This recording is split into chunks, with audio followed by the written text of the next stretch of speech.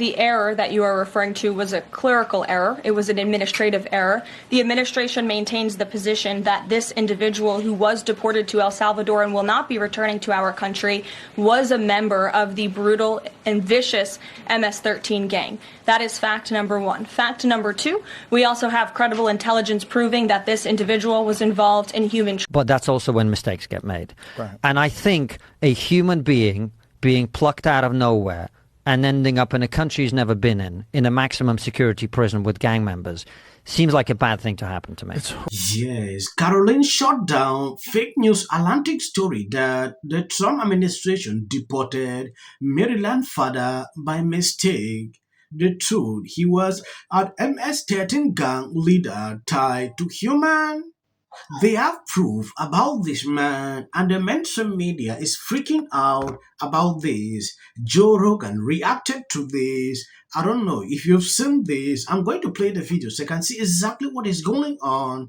A lot of stories are coming out that the Trump administration is deporting people that have not committed crimes here and there. I've seen Atlantic, CNN talking about this. At a certain point, I'm actually speechless. I just want you to take a look at this video. You said you'd seen evidence that this man was a convicted gang member. In what court was he convicted and for what? This individual was an MS-13 ringleader. This individual was also engaged in human. And I'm glad you brought up this point again, because I would like to point out that if you just saw the headline from the insane failing Atlantic magazine this morning, you would think this individual was Father of the Year, living in Maryland, living a peaceful life, when that couldn't be further from the truth. They didn't even mention in the title of that article, or even in the first paragraph, that this individual is an illegal criminal who broke our nation's immigration laws. He is a leader in the brutal MS-13 gang, and he is involved in human trafficking. And now MS-13 is a designated foreign terrorist organization.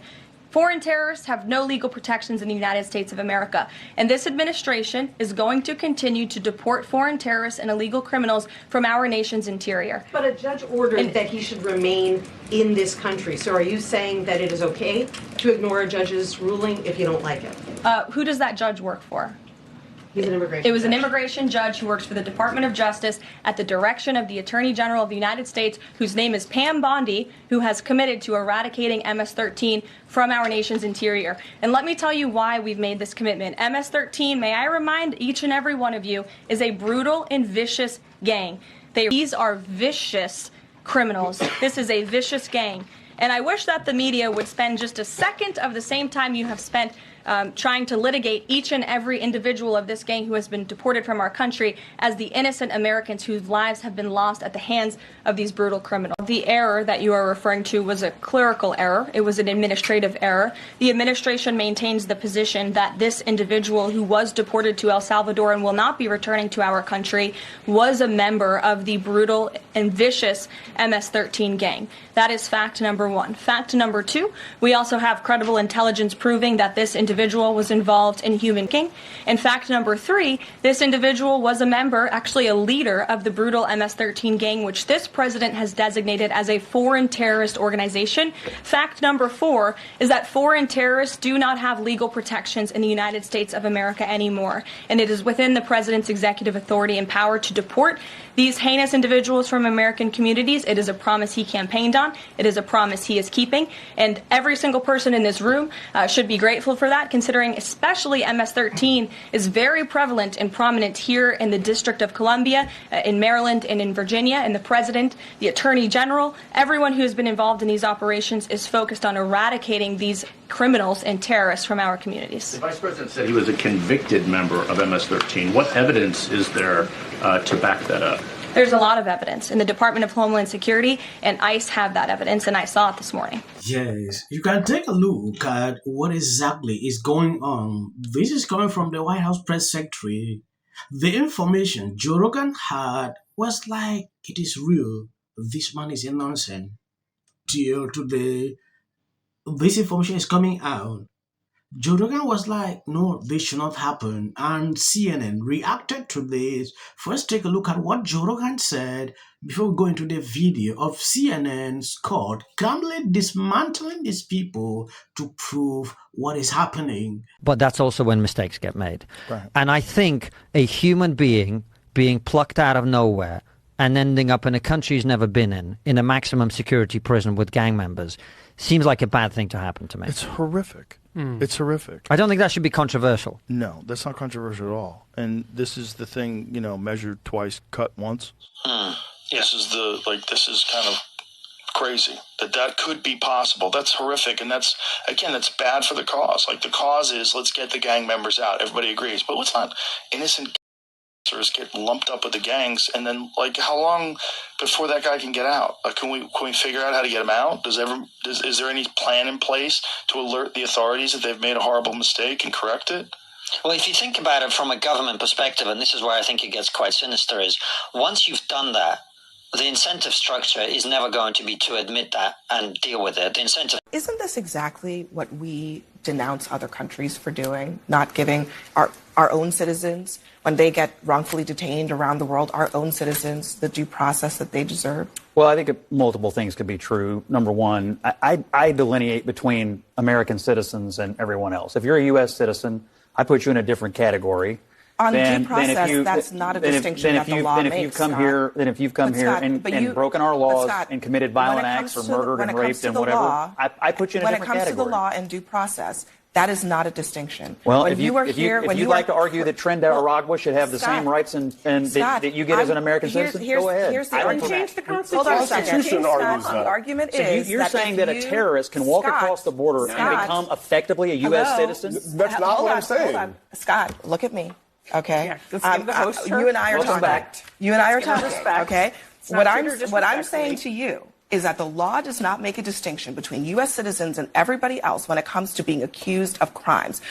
Are you saying that should not be in place? That if you happen to not be a citizen, you get to be thrown into a jail with no process at all? I'm saying that these people are effectively terrorists. They walked across our borders illegally. Okay. They are violent. And I don't really want them here. But doesn't the government have to prove that they are who they say they are? Correct. That's all we're saying. That's all. I think. I mean, you can say it. Eventually, it's not a concession that you like Trinidad and Aragua. It's just a question of the basics of civics in this country. I think eventually the government will have to show all of its cards on everybody that they have detained, deported, or done anything to in this arena.